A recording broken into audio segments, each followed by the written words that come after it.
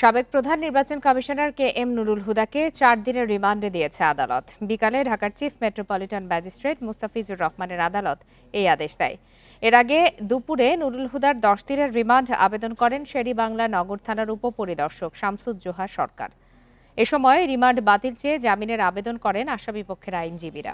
অপরদিকে জামিনের বিরোধিতা করে রিমান্ডে নেয়ার পক্ষে যুক্তি উপস্থাপন করে রাষ্ট্রপক্ষ। উভয় পক্ষের শুনানি শেষে নুরুল হুদাকে ৪ দিনের রিমান্ড মঞ্জুর করে আদালত। ২০১৪, ২০১৮ ও ২০২৪ সালের ৩টি জাতীয় নির্বাচনে কারচুপির অভিযোগে রবিবার দুপুরে রাজধানীর শের-ই-বাংলা নগর থানায় বিএনপির পক্ষে মামলা করেন দলের জাতীয় নির্বাহী কমিটির সদস্য মোহাম্মদ সালাউদ্দিন খান। পরে রবিবার সন্ধ্যায় রাজধানীর উত্তরা থেকে কে এম নুরুল হুদাকে গ্রেপ্তার করা হয়।